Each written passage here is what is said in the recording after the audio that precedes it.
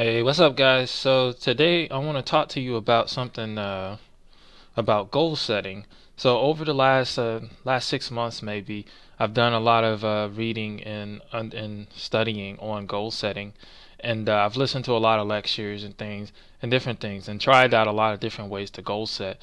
So as we get ready for the new year, a lot of people are going to be making New Year's resolutions, and a lot of them are going to fail. Let's be real about it.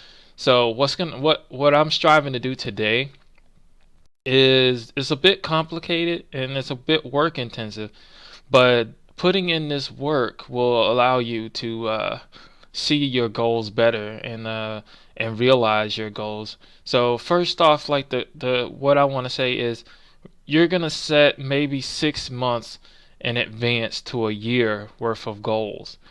So what you want to have is you want to have the big picture in mind for the year. Like, what do you want to accomplish as a whole in the year? Whether it's losing weight or anything like that, you want to have 5 solid things that you want to accomplish for the year. Now, some of them aren't going to take all year when you build your goals. So, because you have 12 months to accomplish what you need to accomplish, and a lot of stuff that we want to accomplish may not take that long. So what you want to do is for every month, you want to get you a notepad or something. And for every month, Evernote works very well for things like this because you can just put plenty of stuff in there. But for every month, have your notepad, a 5 page, either a regular notepad that you can write in. And for each month, you want 5 goals for each month that builds on the goals for the year. Say for instance, you want to lose about 40 pounds over the New Year's, or you want, before next year, or you want to put on weight, or maybe you want to run a marathon. So what you want to do is you have 12 months, 5 goals for each month.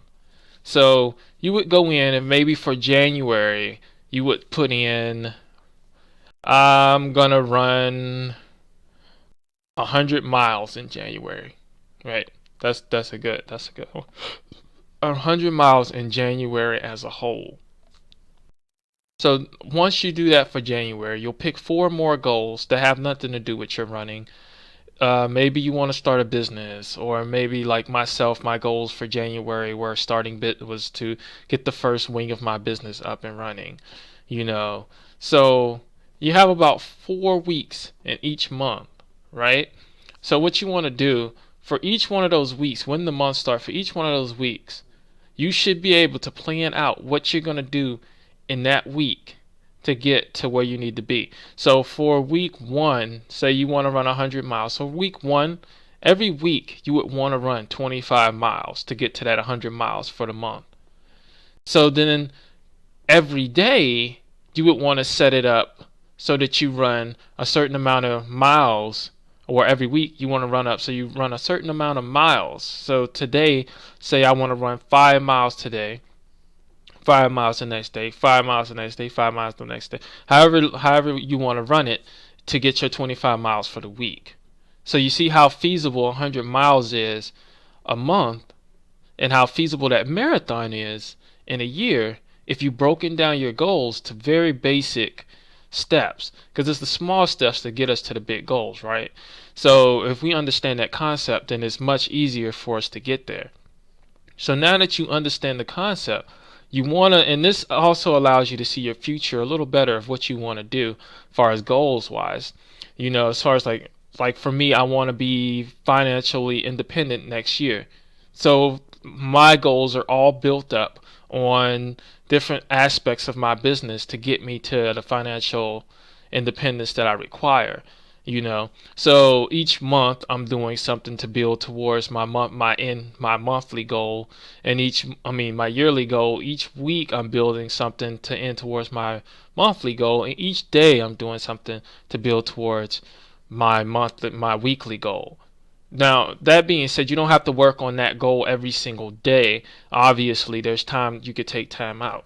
And that's where I would like to introduce to you a method that I learned over listened to I believe it's Zig Ziglar, not sure, one of those guys, and they were talking about the eight task rule. So for this one, I'll take you over to the screen on AnyDo, which is the program that I use for for my task. So what you want to do every day, because there's 8 hours of work in a day, right? 8 hours that you basically have set aside for work in a day.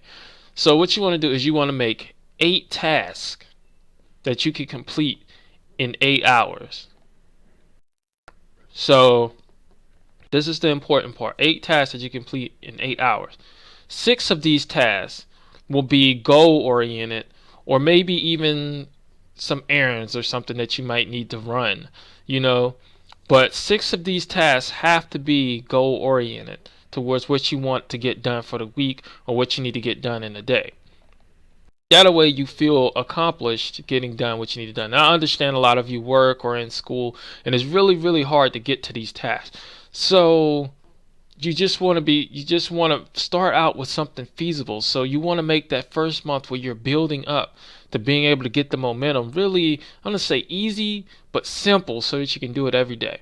So that was 6 tasks that you would do to get your 6 important tasks. So for me, my task would be research new markets, or list more drop sales, more drop shipping articles, or enhance something that I'm doing. So after about 5 months, I have planned, everything's planned, and my business, all 3 wings of my business would be up and running. So I have 5 months to do that. And then after the 5 months, I start going into the expansion phase of each business plan that I have.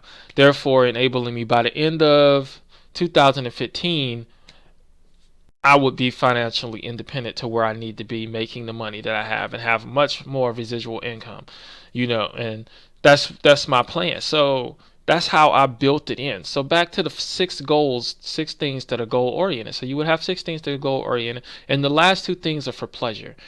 So you definitely want to have that pleasure in there. So mine's is video gaming or watching Hulu or something. And then I could check those off, because you have to have pleasure. You put the pleasure in there, it balances your life.